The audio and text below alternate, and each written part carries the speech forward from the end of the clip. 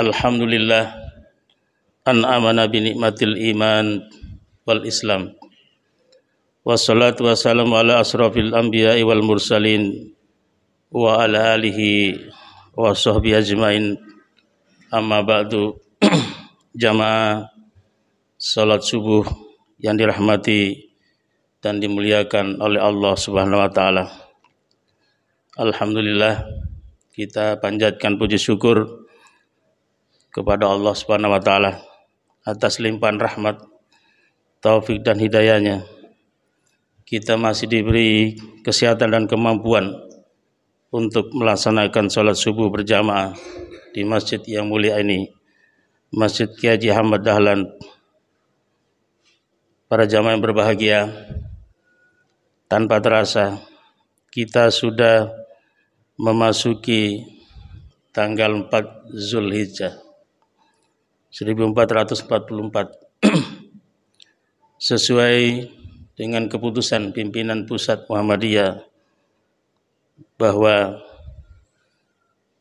hari Rabu tanggal 28 Juni 2023 bertepatan dengan tanggal 10 Zulhijjah 1444 Hijriah dan juga termasuk di Arab Saudi akan dilaksanakan hari raya Idul Adha, dilaksanakan sholat Idul Adha dan sekaligus dilanjutkan ibadah korban, yaitu tanggal 10 Zulhijjah dan juga hari-hari tasyrik 11, 12, dan 13 Zulhijjah.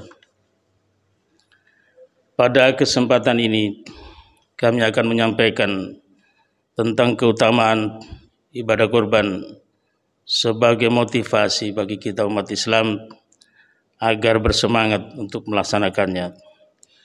Karena tidak sedikit orang Islam yang tidak menyadari betapa luar biasanya keutamaan bagi orang-orang yang berkorban. Sehingga kadang sering keluar perkataan, tahun ini saya tidak berkorban karena sudah tahun kemarin, padahal dia memiliki kelapangan harta. Jamaah salat subuh rahimakumullah. Pada kesempatan ini kami akan menyampaikan 7 keutamaan bagi orang yang berkorban. Walaupun sebenarnya masih banyak keutamaan yang luar biasa lainnya. Di antaranya adalah yang pertama, melaksanakan perintah Allah Azza wa Jalla. Karena ibadah kurban merupakan perintah Allah Subhanahu wa taala dalam Al-Qur'an yang sering kita baca, surat Al-Kautsar ayat 2, fasholli li rabbika wanhar, maka dirikanlah salat karena Tuhanmu dan berkorbanlah. Maka salah memahami bagi orang Islam Indonesia jika hanya melaksanakan ibadah korban sekali seumur hidup bila memiliki kemampuan harta. Berkurban harus dilakukan setiap tahun sebagai ibadah rutin karena nilai ibadah korban itu setara dengan menunaikan sholat. Otomatis orang-orang yang berkorban memiliki keutamaan untuk melaksanakan perintah Allah yang tercantum dalam Al-Quran. Keutamaan yang kedua adalah mengikuti perbuatan para rasul. Melaksanakan korban telah Allah Subhanahu wa taala perintahkan sejak zaman Nabi Adam alaihissalam, juga Nabi Ibrahim alaihissalam saat harus menyembelih Nabi Ismail alaihissalam. Berdasarkan pada riwayat Zaid bin Al-Arqam, mereka para sahabat berkata, wahai Rasulullah sallallahu alaihi wasallam, apakah kurban itu? Rasulullah sallallahu alaihi wasallam menjawab, kurban adalah sunnahnya bapak kalian Nabi Ibrahim. Diriwayatkan oleh Ahmad dan Ibnu Majah. Sehingga barang siapa yang melaksanakan kurban, maka dia termasuk golongan orang-orang yang menunaikan ibadah para rasul pilihan Allah Ta'ala. Kemudian keutamaan yang ketiga adalah menghilangkan sifat buruk manusia dengan berkorban, maka hilanglah sifat buruk manusia yang berupa kikir, pelit, tamak, dan sifat-sifat buruk lainnya. Dalam sebuah hadis Rasulullah SAW terang dinyatakan bahwa kurban akan membersihkan jiwa manusia yang memiliki naluri yang tidak baik. Rasulullah selalu bersabda, dan sungguh darah tersebut akan sampai kepada ridha Allah Subhanahu wa taala sebelum tetesan darah tersebut jatuh ke bumi. Maka bersihkanlah jiwa kalian dengan berkorban.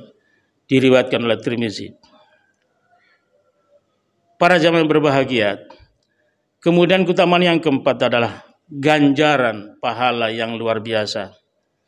Bukan hanya 1 atau 10 ganjaran pahala bagi orang yang berkorban.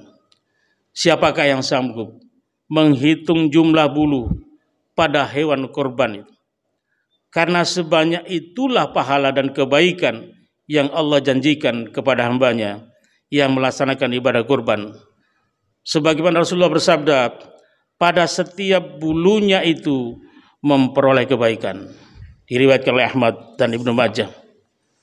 Para jamaah yang berbahagia, keutamaan yang kelima adalah termasuk golongan yang dicintai oleh Nabi Muhammad SAW. Oleh karena itu hati-hatilah bagi orang yang memiliki keleluasan harta tetapi tidak mau berkorban. Rasulullah SAW bersabda, barang siapa yang memiliki keluasan harta dan tidak mau berkorban, maka janganlah mendekati tempat sholat kami. Diriwayatkan oleh Ahmad, Ibnu Majah, Al-Hakim, Ad-Darqutni, dan Al-Baihaqi. Oleh karena itulah tunaikan korban agar kita termasuk menjadi golongan orang-orang yang dicintai oleh Rasulullah dan mendapatkan syafaatnya. Kemudian yang keenam adalah termasuk golongan orang-orang yang bertakwa. Berkorban merupakan bukti ketakwaan seorang hamba, sebagaimana Allah Subhanahu wa taala berfirman dalam Al-Qur'an surat Al-Hajj ayat 37. A'udzubillahi minasyaitonirrajim. La yanalullah luhumuha wala dima'uha walaki yanaluhu taqwa minkum kadzalika sakhkhara lakum la tukabbirullaha ala ma hadakum wa basyiril muhsinin. Artinya, daging atau hewan kurban dan darahnya itu sekali-kali tidak akan sampai kepada Allah, tetapi yang sampai kepadanya adalah ketakwaan kamu. Demikianlah Dia menundukkannya untukmu agar kamu mengagungkan Allah atas petunjuk yang Dia berikan kepadamu, dan sampaikanlah kabar gembira kepada orang-orang yang berbuat baik. Yang ketujuh, keutamanya adalah melaksanakan ibadah terbaik di bulan Zulhijjah. Selain ibadah haji, ibadah kurban menjadi ibadah terbaik bagi umat Islam di bulan Zulhijjah. Janganlah kita sia-siakan betapa beruntungnya orang yang bisa melaksanakan ibadah kurban atau berkurban. Dari Aisyah radhiyallahu anha, Rasulullah sallallahu alaihi wasallam mengatakan, tidaklah pada hari nahar manusia beramal suatu amalan yang lebih dicintai oleh Allah Subhanahu wa taala daripada mengalirkan darah dari hewan korban. Ia akan datang pada hari kiamat dengan tanduk, kuku, rambut hewan kurban tersebut. Diriwayatkan oleh Tirmizi. Para jamaah yang berbahagia, dengan demikian maka semangatkanlah berkorban agar kita mendapatkan keutamaan yang luar biasa dari Allah Subhanahu wa taala, amal utama di bulan Zulhijjah ini. Demikianlah para jamaah yang berbahagia yang dapat kami sampaikan. Semoga kita selalu dalam bimbingan dan hidayah Allah Subhanahu wa taala. Amin amin ya rabbal alamin. Subhanaka Allah wa bihamdika asyhadu an la ilaha anta astaghfiruka wa atubu ilaik. Wassalamualaikum warahmatullahi wabarakatuh.